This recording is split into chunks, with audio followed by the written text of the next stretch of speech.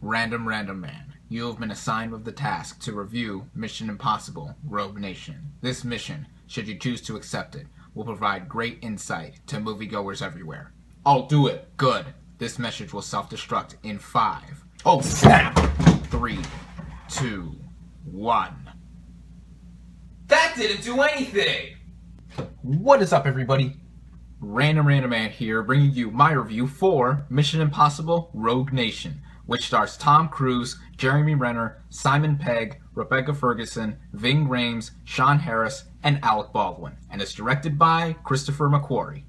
Now the plot, which of course is based off of the TV series of the same name, follows IMF agent Ethan Hunt, played by Tom Cruise, who is trying to prove that the Syndicate, a criminal organization, does exist. But when CIA Director Alan Hunley, played by Alec Baldwin, shuts down the IMF, Hunt goes rogue and not only has to evade the CIA, but prove that the Syndicate truly exists.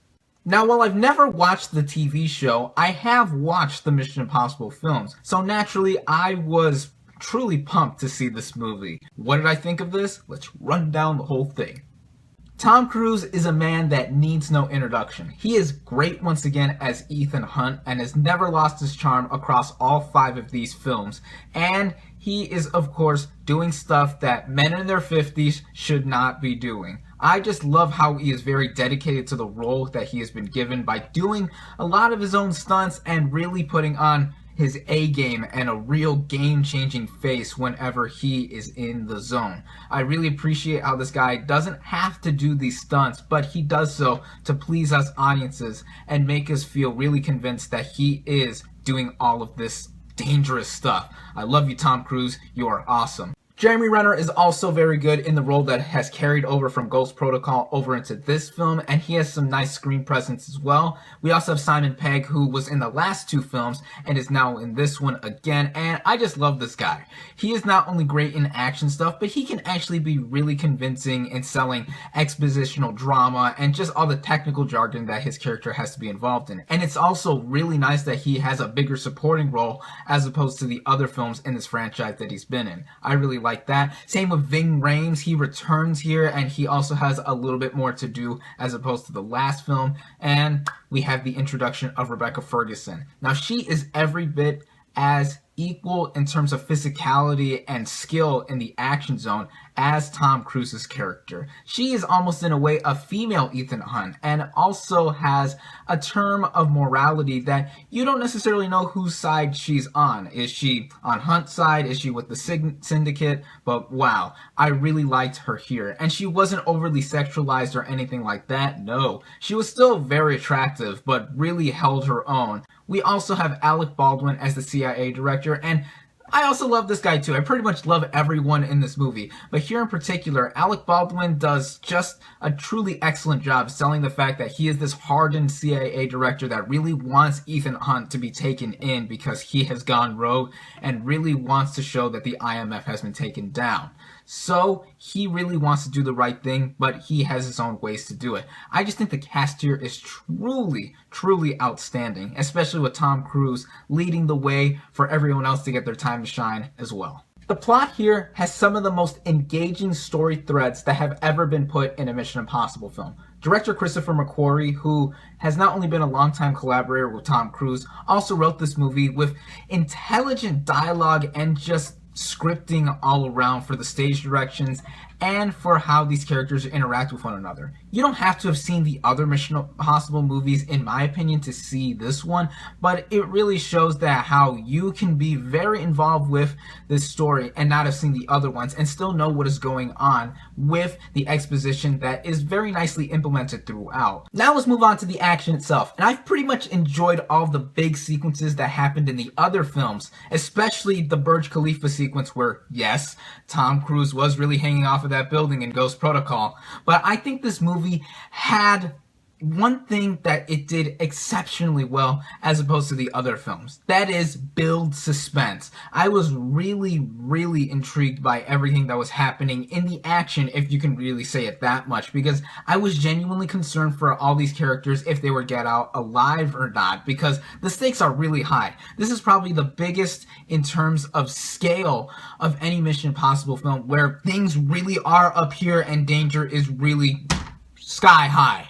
I think that it really made this movie a lot more exhilarating, pump-worthy, just everything. I was just truly enthralled by this movie. And yes, each succeeding action scene is truly a feat to behold. From when Tom Cruise is really hanging off of that plane as it's taken off, to when Tom Cruise is really holding his breath underwater in one big scene, to even Tom Cruise, of course, driving a motorcycle, veering between corners, and just really be on the edge of danger the whole time. Yes, Tom Cruise is just too amazing for doing his own stunts, but everyone else that is involved in some sequences really do shine. Like Rebecca Ferguson in the Opera House sequence, she really did look very cool, and Tom Cruise involved in that scene too. It's just elegant. The music, the cinematography, and everything that went in between for that Opera House scene was just beautiful, if I can call anything in a Mission Impossible movie beautiful other than the cinematography. It is that one sequence in the Opera House. I was truly impressed by that. There's really a lot of memorable scenes in this movie. Now, there is one problem I did have with this film, and that is a similar issue I do have to not only Ghost Protocol, but with some of the Marvel Cinematic Universe. And it's how the Mission Impossible franchise handles its villains. Now, Ghost Protocol's biggest weakness was by far its bad guy, and while I do think that the one in Rogue Nation is slightly better, portrayed by Sean Harris, the cast member I've yet to mention, he is still no match for the best villain in the entire franchise, and that is portrayed by Philip Seymour Hoffman in the third film. And I do think that Harris was intimidating at first when he popped up early on in the movie, but as it went on, I thought that he was more of a mastermind than a true threat, because he had most of his cronies do his dirty work anyway. And for certain villains, I like that, but others I don't. And that's where I think that the villain lacked in this entry. Also, on a bit of a side note, he talked with a raspy voice that was similar to Lord Voldemort in Harry Potter, and he had a striking resemblance to Simon Pegg. Without his beard, he looked just like that actor without it. And there's even one scene where both of them are face to face with one another, and without spoiling it, I was just like, that's his evil twin. But other than that, I still had truly a very fun time with Mission Impossible Rogue Nation. It all culminates together to a running time that's a little over 2 hours, but it still ran by very well. It still made me have truly enjoyable moments with it throughout, and I just think that it's some of the most fun I've had all summer. My final thoughts on this movie are that Tom Cruise and the rest of the ensemble cast truly bring it. The action is intensely exhilarating, thrilling, enthralling, whatever. I was truly thrilled by all the action and how it was well shot, and the stunt work really being impressive throughout.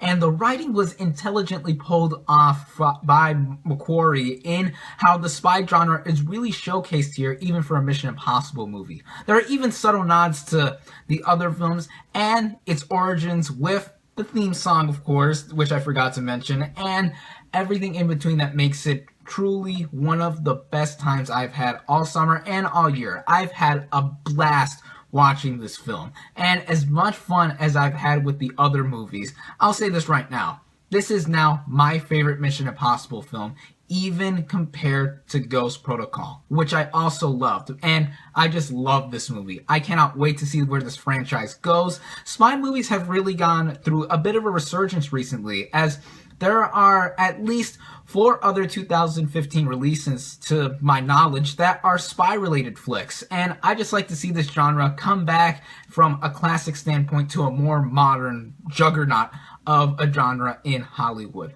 Once again, I love this movie, I highly recommend it, and it is one of my favorite films of 2015 thus far.